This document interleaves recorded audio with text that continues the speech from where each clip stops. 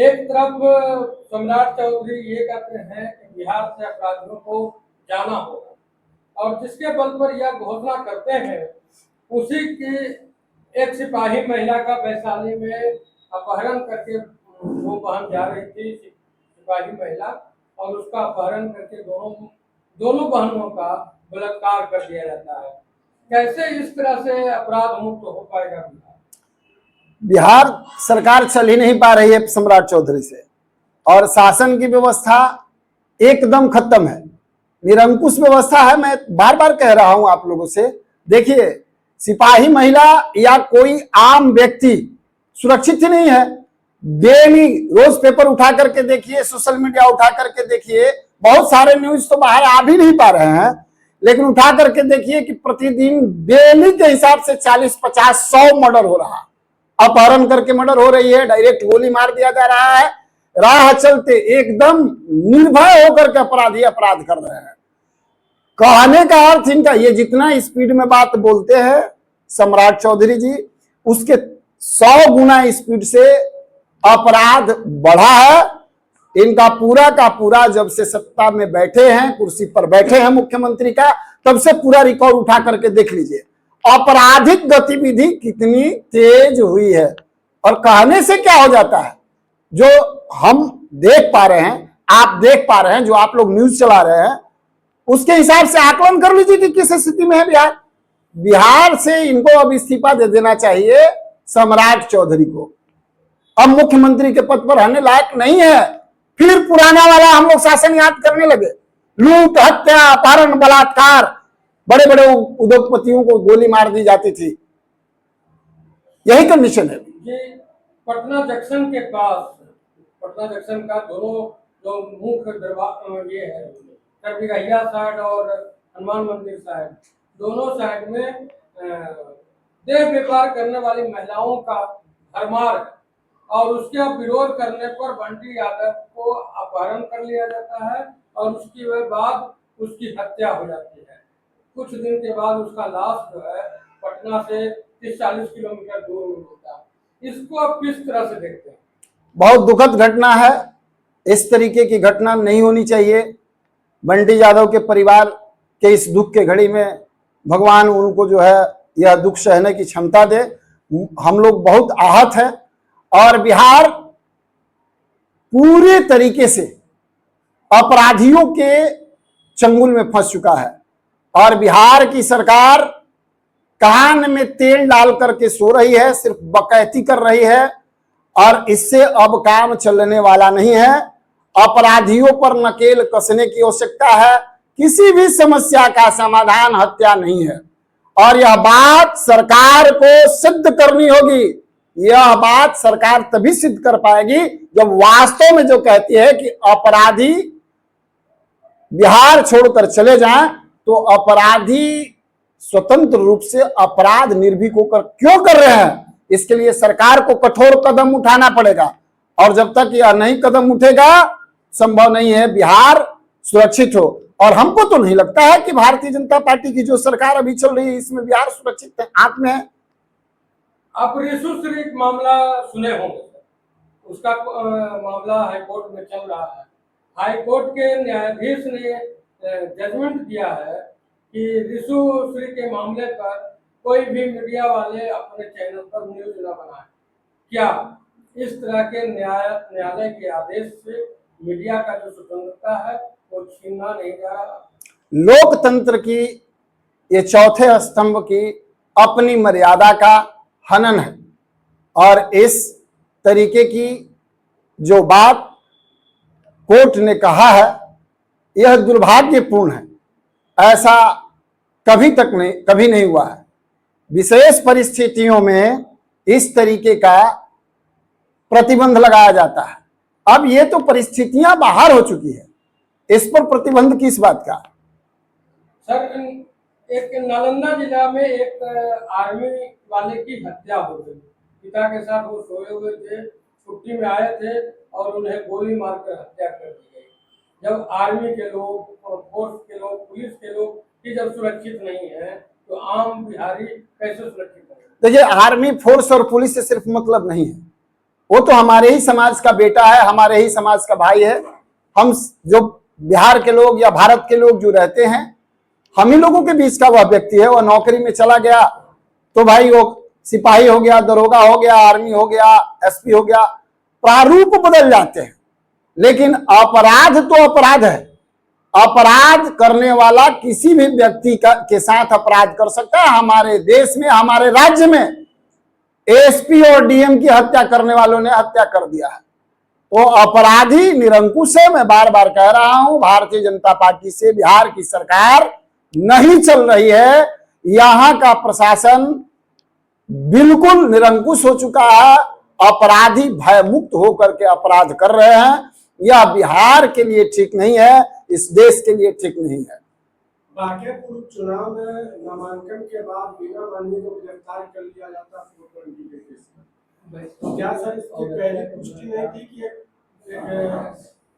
या षड्यंत्र का शिकार है, सर राजनीतिक षड्यंत्र का शिकार हो गई? इस तरीके की घटनाएं पहले भी होते आई है। इस तरीके से बहुत सारी घटनाएं हुई है कि नामांकन करने जब लोग जाते हैं उस समय अरेस्टिंग हो जाती है। व्यक्तिगत तौर पर मैं नहीं जानता हूं बीना जी के बारे में कि उनके साथ किस तरीके की घटना है और नहीं है।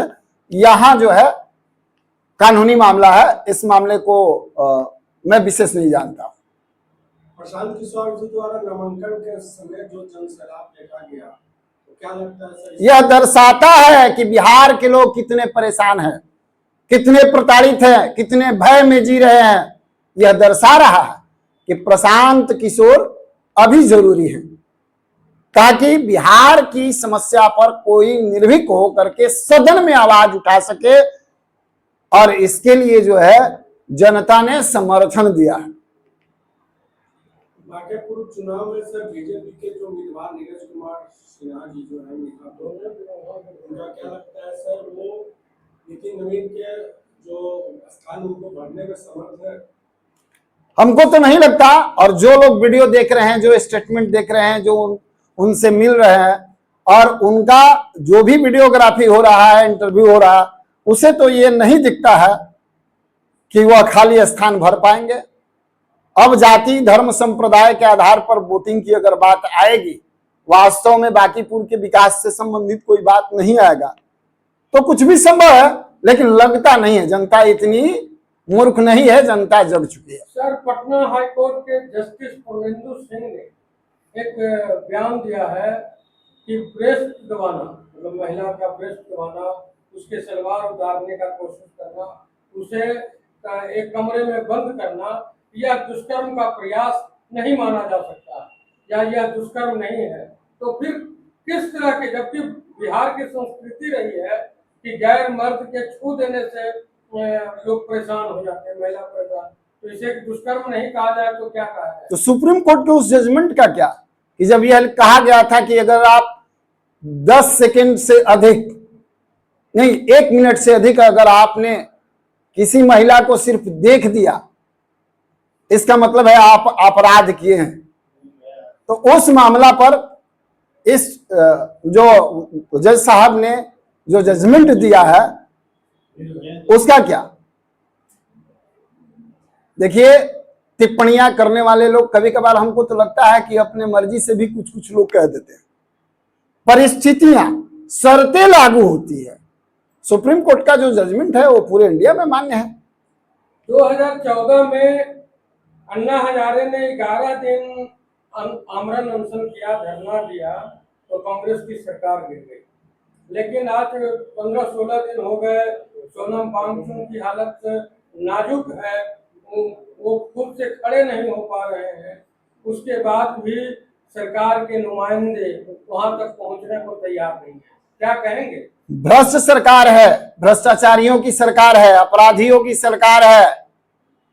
स्वाभाविक बात है कि लालची भ्रष्टाचारी अपराधियों की जब सरकार है तो आप चाहे जान ही क्यों नहीं दे दीजिए, आपके पास सरकार क्यों चल करके जाएगी? ये दर्शाता है जहां पर सरकार वास्तव में एक संवैधानिक विधि व्यवस्था के तहत चलेगी, लोकतंत्र का मतलब समझेंगी, जनता के लिए, जनता से जनता के लिए, वहां सरकार उठ करके जाती है जनता की समस्याओं को सुनने के लिए। यह लोकतंत्र में धरना, प्रदर्शन, आंदोलन, रूठना और मनाने का जो संवैधानिक व्यवस्था है, इस व्यवस्था के तहत सरकार काम करती है। लेकिन जहां सारे के सारे अपराधी ही हो, लालची ही हो, भ्रष्ट लोग हो, अपने स्वार्थ में सब डूबे हुए हैं, कौन पूछने जाता है आप मरना है तो मर जाइए। यही स्थिति है। इससे देश की जनता को समझना चाहिए और सरकार तो गिरनी ही है, समय का इंतजार करिए। सर, बेगूसराय के सांसद सह मंत्री भारत सरकार ने बयान दिया है कि भगवान करे कि प्रशांत किशोर चुनाव न जीते, उसे कोई उम्मीदवार नहीं मिला तो वो खुद चुनाव लड़ रहे हैं, क्या कहेंगे आप? देखिए, अपने मुंह मियां मिट्ठू, ये लोग तो दूसरे का तलवा चाटने वाले लोग हैं। अपना तो कुछ वाजूद है नहीं, पार्टी के नाम पर जीत के जाना है। अपना तो कोई अस्तित्व है नहीं। निर्दलीय चुनाव लड़ करके देख लेना, या प्रशांत किशोर या जैसा कोई पार्टी बना करके अपना चुनाव के मैदान में स्वयं खड़ा होकर के आ जाए, औकात पता चल जाएगी।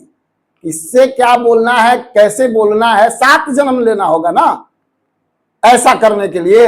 1 जन्म नहीं, 7 जन्म में भी पता नहीं हो वैसा हो पाएगा या नहीं हो पाएगा। पार्टी बना लेना, अपने दम पर खड़ा हो जाना, इतनी भी औकात नहीं है इन लोगों की। तो ऐसे लोगों की बात क्या करना, वो अपनी पार्टी की बात कर रहे हैं, पार्टी की चाटुकारिता, पार्टी में अपनी पोजीशन बनाने के लिए। जनता इस बात से एग्री नहीं करती। चुनाव का सर अगर जीत देखा जाए तो कौन सा मुद्दा ऐसा रहेगा कि जो जीत को एक तरफ ले जाएगा, या जनसुराज या बीजेपी को? नहीं, देखिए, बांकीपुर की जनता की एक सीधी बात है, बांकीपुर की जनता अब सिर्फ बांकीपुर विधानसभा को लेकर के वोटिंग नहीं करेगी, क्योंकि यह उपचुनाव है और पूरे बिहार को रिप्रेजेंट कर रहा है और पूरे देश के लोगों का नजर है इस पे। तो बांकीपुर की जनता यह बात समझ रही है कि बिहार की हालात अभी क्या है। बिहार की हालात बदतर है।